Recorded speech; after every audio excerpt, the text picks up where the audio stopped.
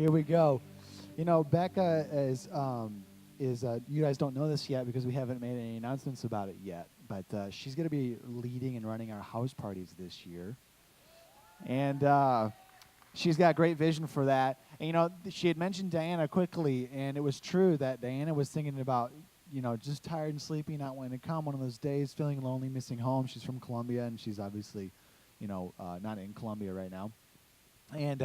And she said, Lord, okay, I'll go, but could you please, you know, could somebody ask for my number?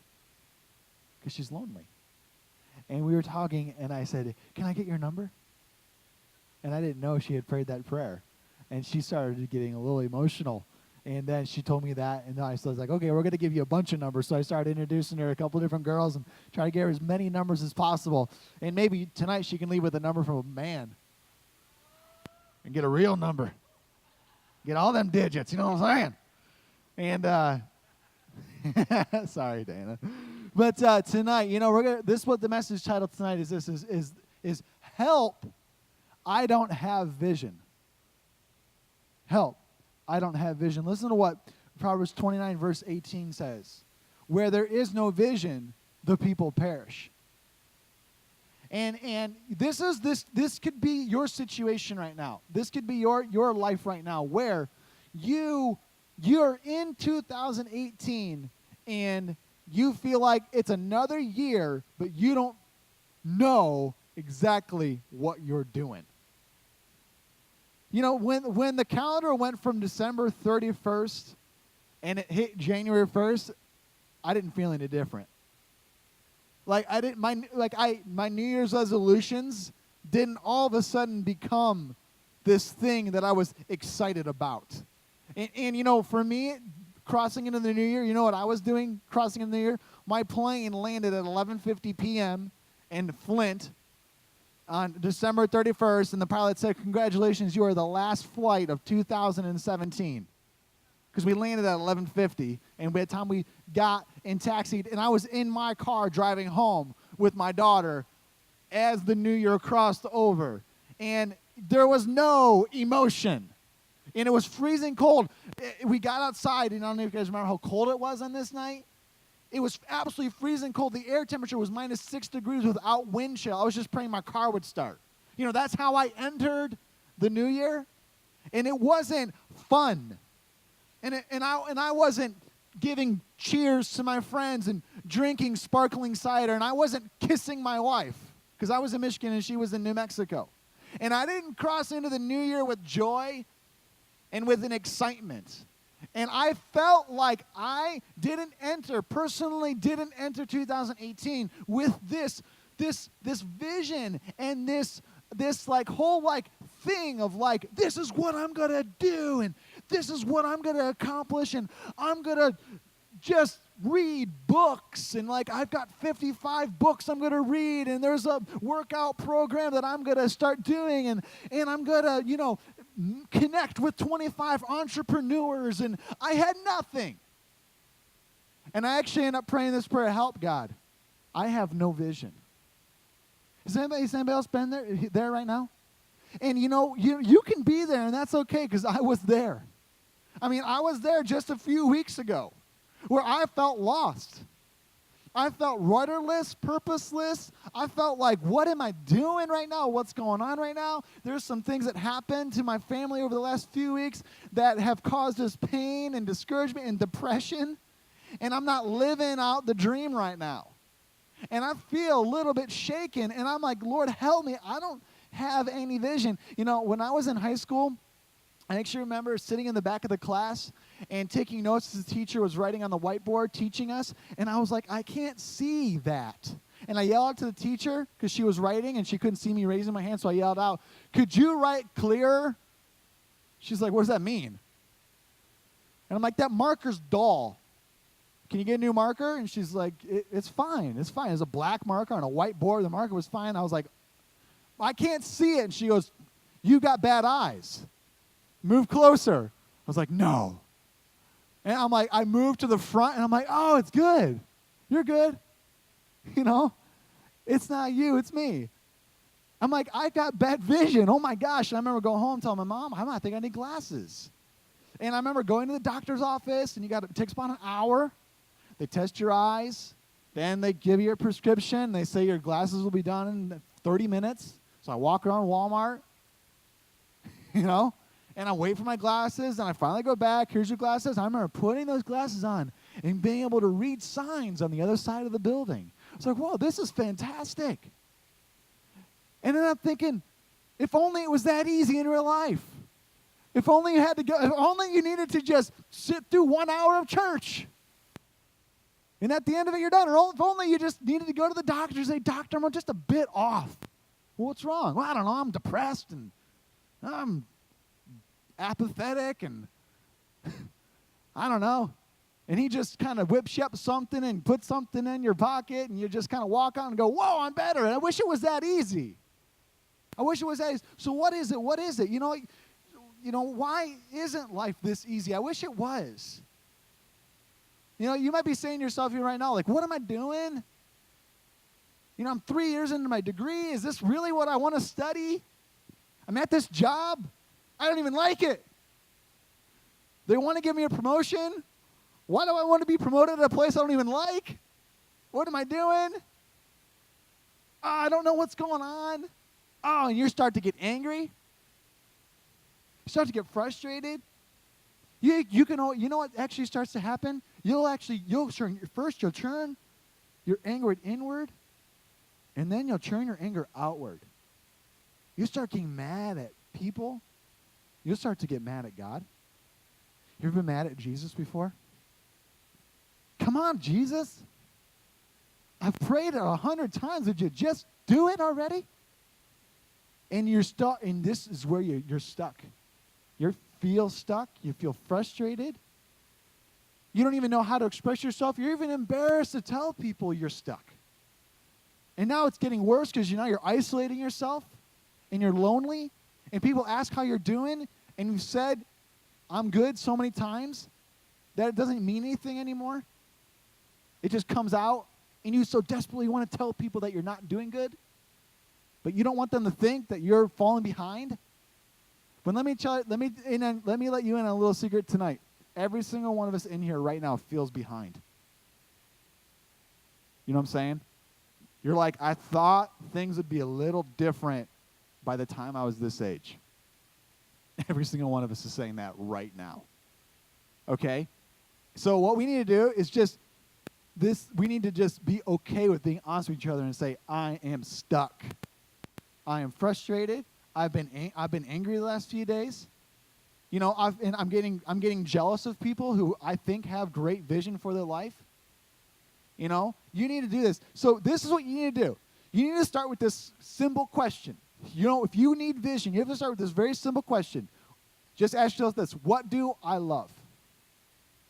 What do I love? Start with this simple question. What do I love? I know what you're thinking right now. You're like, oh, I love. Here you go. I wrote down a little list. I don't know if they have this list. So you got to put this list up. You can take these notes. But this is like, oh, I love money and cars, and I love entertainment and vacations and art and working out, and I like games, and I like sports, and I like sex, and I like, things. I just like stuff. If that's your list, I want to just say tonight, that is not a good list. That's not a good list. Because all those things make no difference for your eternity. Those are just things that mean nothing to your life. As a matter of fact, they add nothing. They will only all just take away from you. We've all lied to ourselves about the car, right? Oh, I need that car. And you get the car, and then 2 days later, it breaks. You're like, oh my gosh.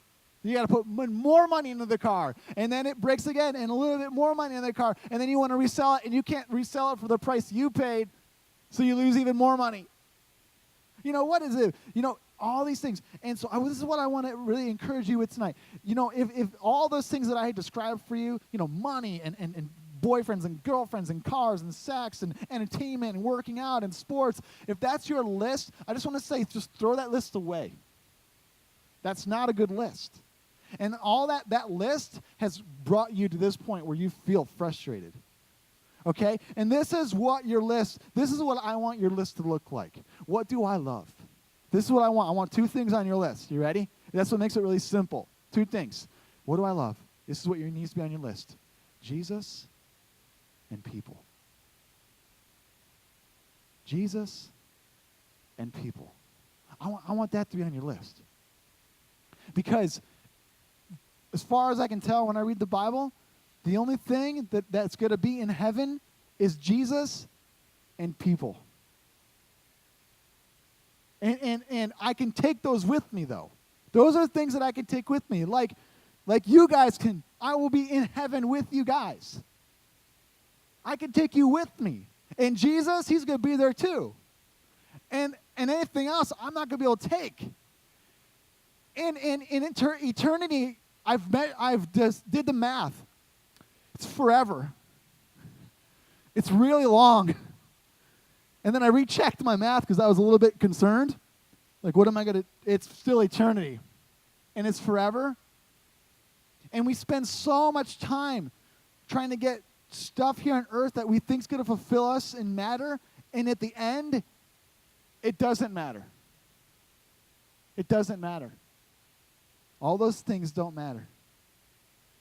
So, Jesus and people.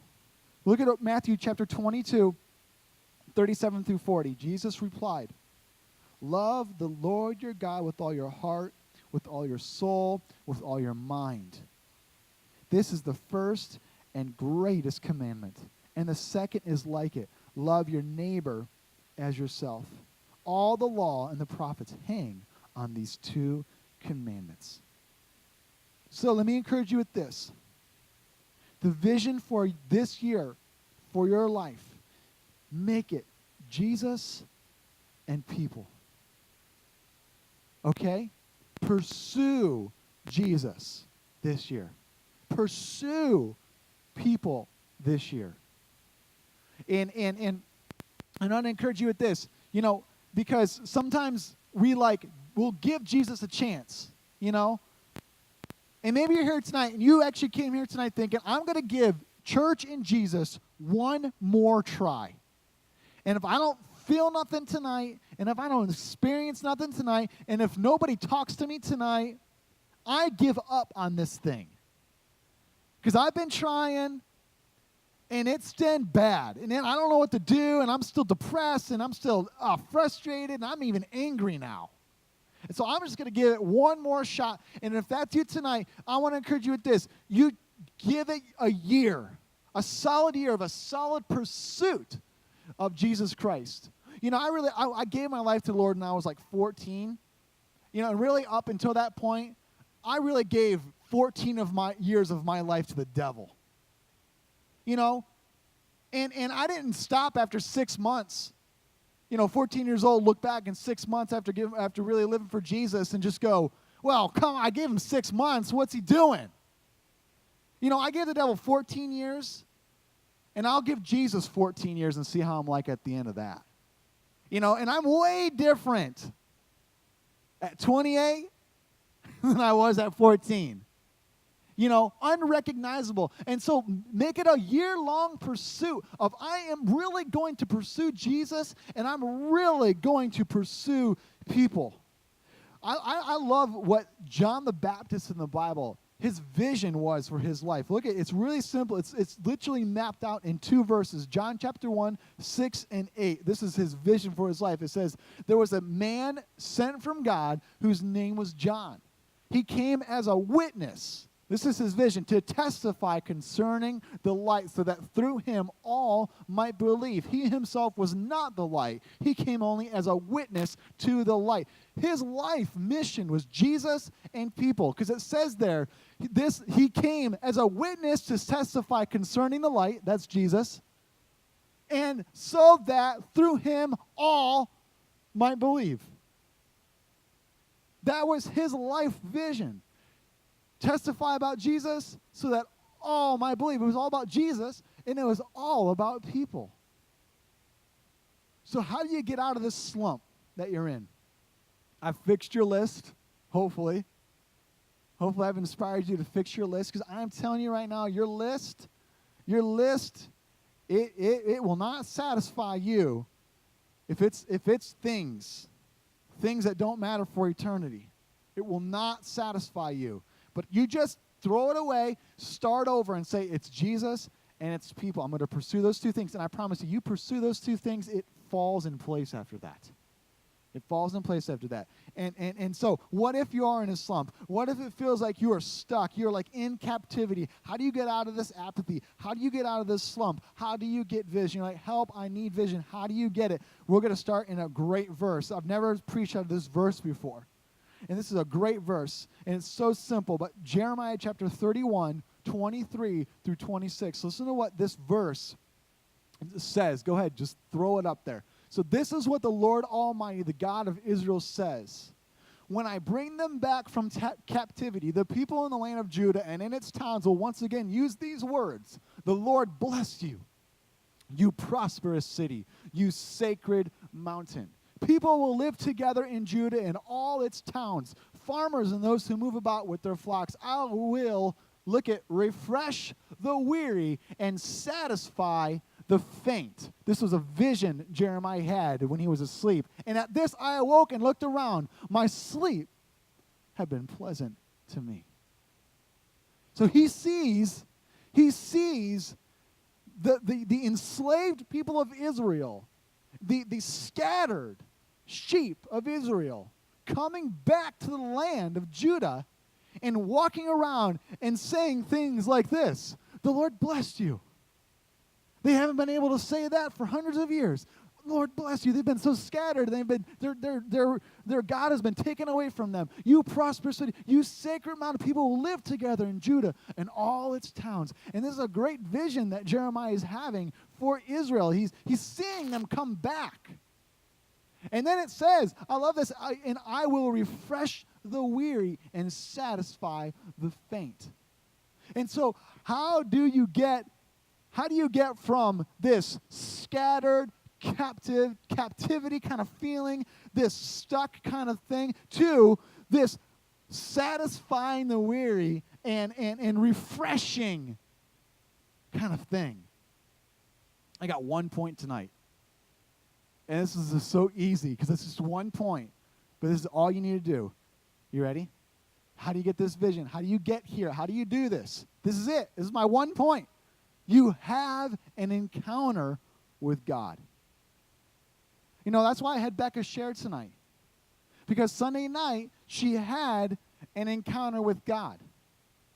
She didn't feel like coming to church. I'll be honest with you. I didn't either. Yeah, I'm a human being. Yeah, I was tired. You know, I was tired. There was football games on I wanted to watch. Because the meeting started at 5, which meant I missed the end of the first one and the start of the second. Like, I missed half of every game. You know, that if you're a football fan, that's so lame. I didn't want to miss it. My flesh said, oh, man. But I went. So she goes from not wanting to go to then leaving and bragging about it. And she gets vision. So she goes from this Jeremiah 31 thing, this feeling of, I don't want to gather, I would rather scatter. I'd rather not gather. I'd rather rest and relax, enjoy my shows, you know, binge my Full House. You know, I'd rather do that. To being refreshed and satisfied with a vision and a story to tell. How'd that happen? How'd that miracle take place? It was Jesus and it was people. Her list got corrected. Because my list was like, when my Sunday comes after church, you know what my list looks like? Football, food, nap, spankings, because I got 3 kids. Wrestling, my wife. Then the office and bed. Right? That's my list. But my list got changed on Sunday to Jesus and people, because I came to church, I was pursuing Jesus, and then I prayed for lots of people. And I left there full of vision, full of life, satisfied, refreshed. I had an encounter with God. Start your 2018 off with an encounter with God, because only an encounter with God will get you the vision you need.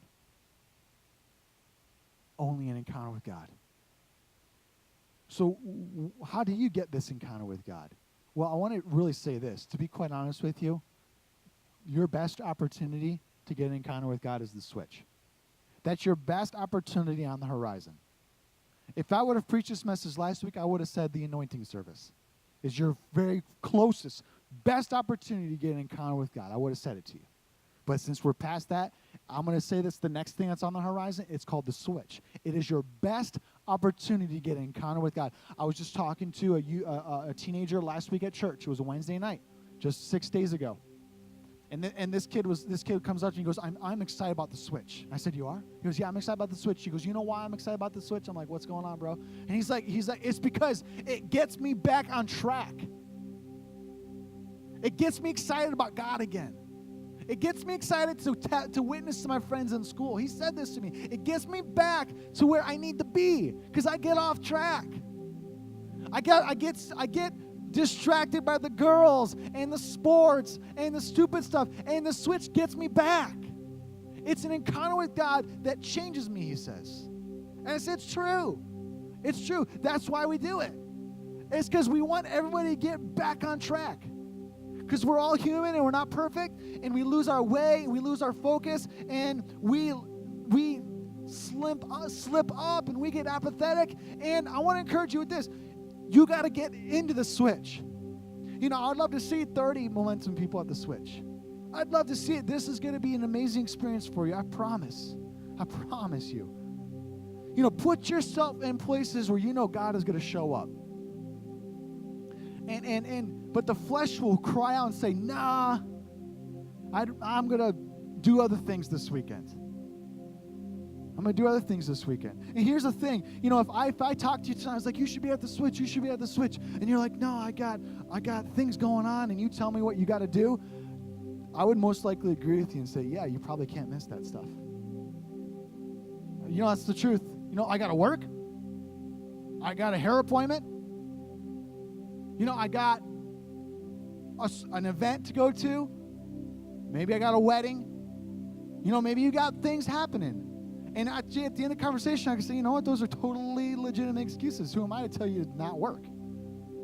I'm not going to tell you not to go to work, you know. I mean, you need to make money, you need to pay your bills. What? That's you. That's on you. I understand all that. But here's the thing. I'm going to tell you right now, and I would tell you after that, hey, listen, all those things, that's all true. That's all real. I agree. But you will never lose out on giving your weekend to God. You'll never lose out. I'm telling you, that money you might miss out on, those few work hours that you might get, I promise you, God will make it up to you. I don't even have to hesitate on that one. You know, that wedding, here's the thing. Come to the switch Friday, come to the switch Saturday, go to the wedding Saturday night, come back to the switch and be with us. We'll work with you. Why? We love you. We want you there. You know, these things, just get it there. Get to a place where God is going to be. Put yourself in places God's going to show up. Look at Hebrews chapter 11, verse 6. It says, without faith, it's impossible to please God, because anyone who comes to him must believe that he exists, that he rewards those who earnestly seek him. He rewards those who earnestly seek him. That's why the switch is so great. That's why Sunday night was so great. It's because everybody put aside the flesh, and they decided to come out to church, and there was a major reward for all of us there that night. And the switch is the same way. You give up your weekend for God, he rewards those who seek him. That's why I can confidently say that little paycheck, those few dollars you might miss, oh, you will be rewarded for that. You know that the time given to God, you'll be rewarded and multiplied times over, and your soul and your spirit will be rewarded. You'll be refreshed and satisfied in your life. I'm telling you, it's amazing. You know, it's funny because you could put yourself at an event where God's going to show up and still miss it. I've done this. Kind of went with the bad attitude. Has anybody ever done this? You're like, you go to an event, you know God's going to show up. You kind of go with this like thing. And it's like hard to even describe it. It's just like, nah, I'm just not. I'm like there, but I'm not there. You know? You're like, everybody else is around you just having the time of their life, and you're going, not. What are these people doing? I'm missing it. You know why that happens? This is why it happens. James 4:6.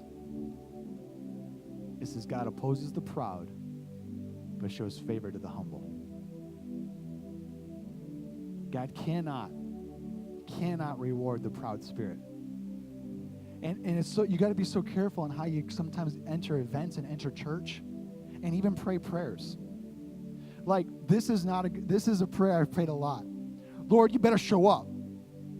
I'm mad. Can God really move on that prayer? How many people have prayed that prayer before? Come on, raise your hand. Yes. Pastor Ben, raise your hand. No, it's true. How many, really, honestly, how many people just, but God, you better show up right now, I'm mad. Has anybody ever prayed that prayer before? God doesn't answer that prayer. That's a prayer full of pride. That's a prayer put on your terms. And sometimes we enter events and we say things like that. God, I need you this weekend or I'm out. And that's kind of a difficult prayer for God to answer.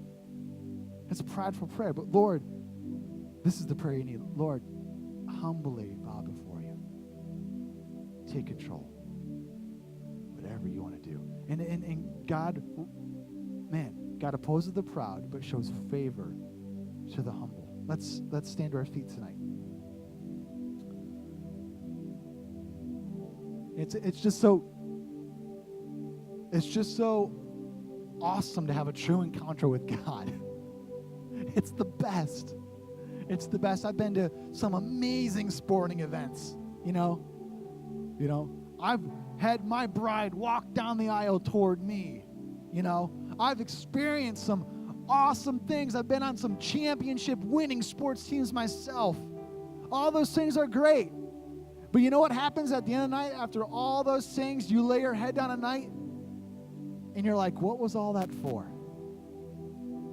What was all that for? Did any of that really matter for eternity? And it feels a little bit emptier after all of it. But after an encounter with God, a true, amazing experience in the presence of God, you're like, I've got vision for years to come. Life is shot up inside my bones. I got to let somebody know about this. Man, an encounter with God it's amazing. It's unlike anything. And so to get your vision for 2018, just encourage you to have an encounter with God. And we're going to worship. And you can get your encounter with God right now. You can have an encounter with God right now. So let's just worship a little bit. Can we do that? And let's press in. And let's worship the King of Kings and the Lord of Lords. And let's approach this throne with humility and heart. And just say, I love you, Jesus. You've been so, so good to me. You've been so, so good to me. Jesus, I love you. Thank you. Thank you, Jesus. Lord, it hasn't all gone according to plan, but Jesus, you've shined your light in my heart. You've saved me from my sins. You've forgiven me so many times. I'm going to heaven. Jesus, you've been so, so good to me. Yes, Lord. Let's worship.